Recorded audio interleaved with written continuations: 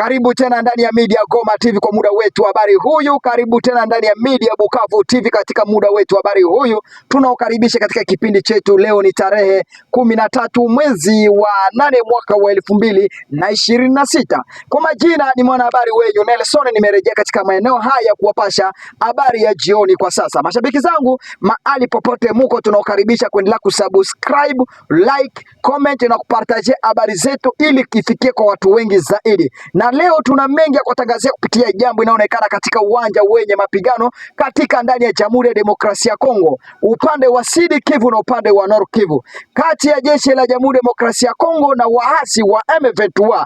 Mapigano yanaendelea kuzuka katika maeneo mengine tofauti katika vijiji kadhaa. Kumbuka tayari tunatangaza ama katika maeneo vijiji, kuna vijiji sasa katika muda huu tunazungumza, vita imeendelea kuwa mbaya zaidi mpaka wakaaji kutokea maeneo haya wameendelea kutafuta mahali yenye ukimbizi. Imeendelea kuwa changamoto katika maisha yao na imeweka maisha yao kuwa mbaya zaidi. Kwa sasa mashabiki zangu, ukiwa unaungana na Media Goma TV, ukiungana na Media Bukavu TV, tayari utapata habari zenye uhakika na habari zinavyoelekea katika uwanja wenye mapigano. Leo hii jambo hii mashabiki zangu, tunaleta habari kutokea. Kabla tuonyeshe habari zetu, haja tushukuru kwanza mashabiki wameendelea kuungana na sisi kutokea Lubumbashi, wengine kutokea Manyema na wengine kutokea upande wa Sud Kivu na wengine upande wa Nord Kivu. Mashabiki kutokea Kinshasa, Equateur, eneo ya Beni, katika Bunya, katika maeneo popote katika mashariki ya Jamhuri ya Demokrasia ya Kongo. Tunawakaribisha katika mada yetu ya jioni ya leo.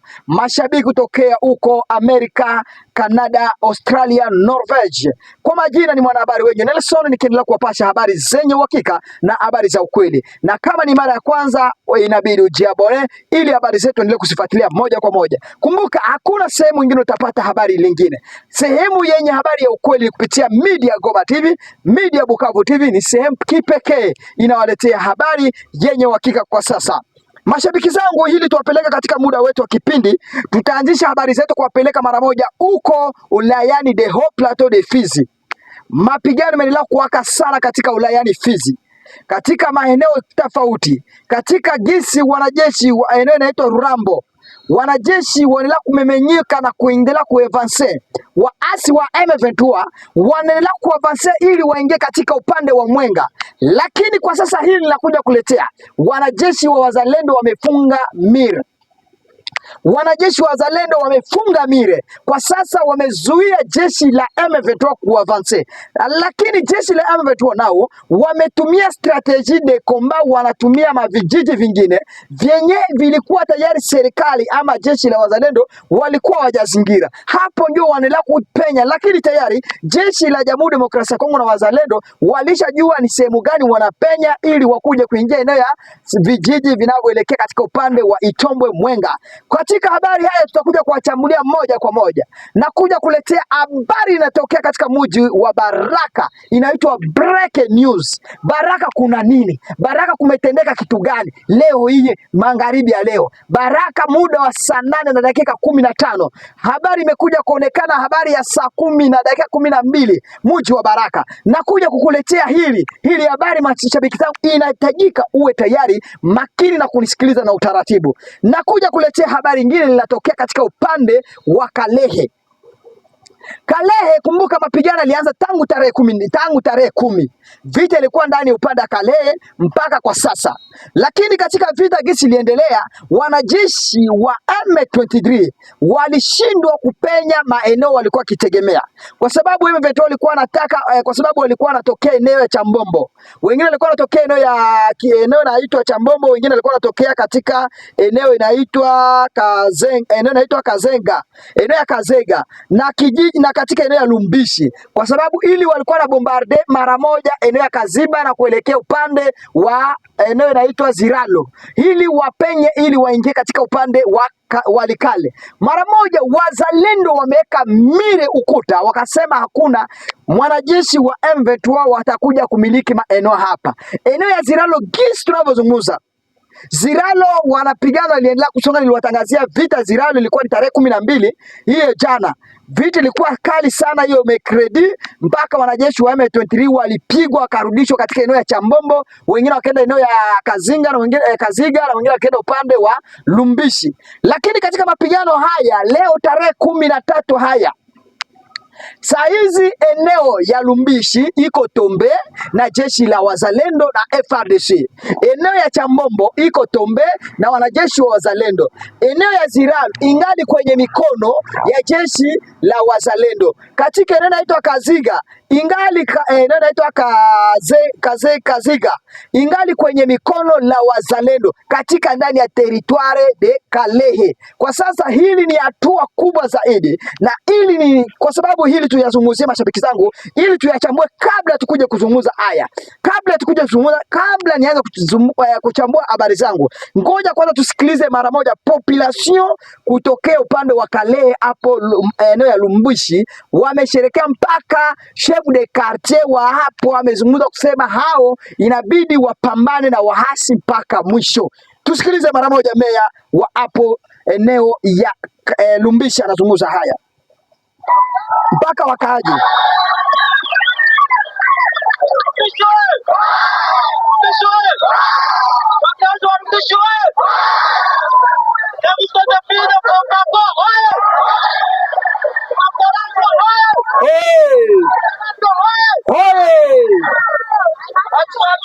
Tunashukuru Mwenyezi Bwana kwa kutufikisha mahali hapa.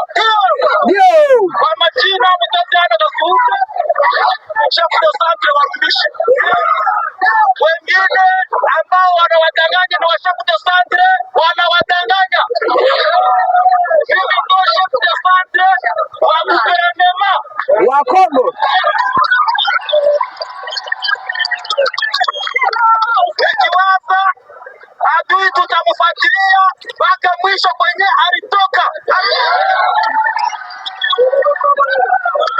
Sisi tulikataa kumwagia magoti shetani, na hakuna siku tutapigia magoti shetani, na hakuna siku Mungu anashindwaka kusema gouvernement atashindwa. Ni kusema tutafika mwisho kuhakikisha kama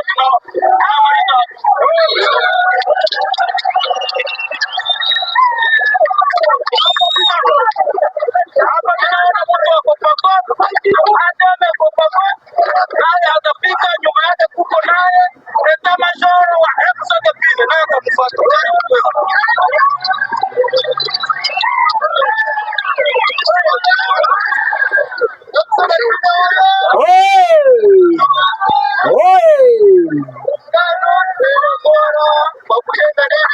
Nchi umoja ni nguvu.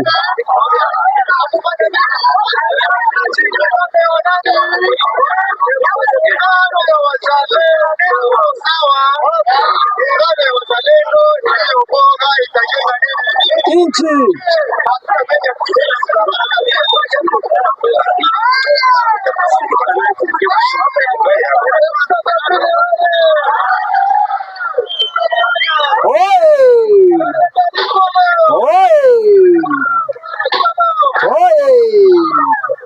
kwa mafuta tunashukuru Mungu kwa neema yake.